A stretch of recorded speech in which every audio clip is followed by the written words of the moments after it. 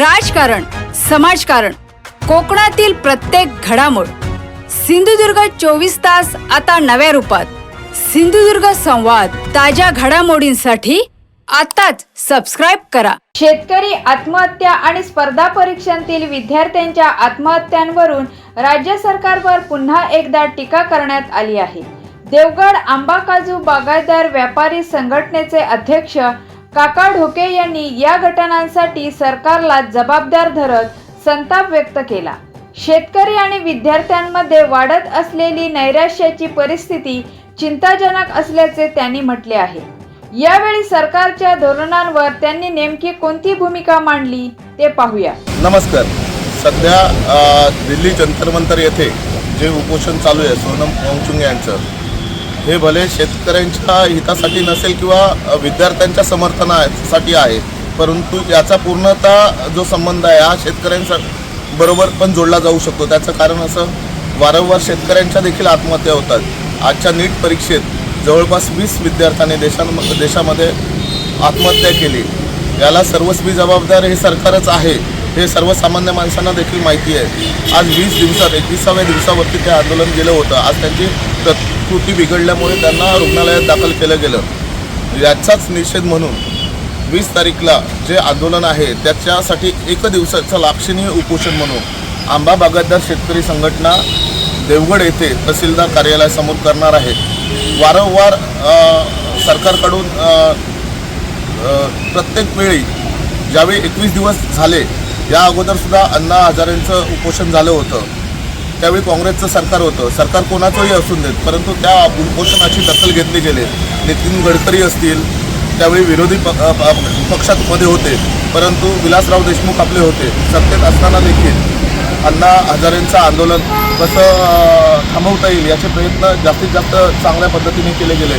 परंतु आज कुठल्याही प्रकारचं 20व्या दिवशी देखील हे आंदोलन थांबवण्याचा या सरकारने प्रयत्न केला नाही. दडपशाहीच्या याने आज त्यांना हॉस्पिटलमध्ये दाखल केला गेला.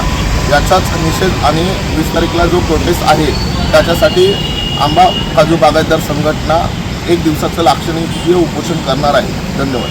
नमस्कार. गेले 20 दिवस दिल्लीमध्ये जे काही आंदोलन सुरू आहे, सोनम वांगचुक त्यांचं ते कार्य बघितल्यानंतर जे देशातील अभ्यासू व्यक्ती म्हणून त्यांच्याकडं बघितलं जातं आणि अशी व्यक्ती गेले 20 दिवस विद्यार्थ्यांच्या प्रश्नासाठी ज्या काही पेपर फुटीचे प्रकार देशभरात घडले, त्यामध्ये आजपर्यंत मला वाटतं देशभरात शेतकरी आत्महत्या करतात हा देशभराचा इतिहास आहे. पण असं असताना आज विद्यार्थी आत्महत्या करायला लागले, हे देशासाठी किंवा भविष्याच्या पिढीसाठी धोक्याची घंटा आहे. आणि यासाठी म्हणून केंद्र सरकारने त्याची दखल घेतली पाहिजे. या विषयासाठी गेले 20 दिवस ते त्या ठिकाणी आंदोलन करत आहेत. सरकारकडून कोणतेही त्यांना विचारपूस झाली नसल्याचं त्यातून दिसून येत आहे. आणि पोलीस अधिकाऱ्यांचा वापर करून त्या ठिकाणी आंदोलन मोडीत काढण्याचा त्या ठिकाणी प्रयत्न होतो.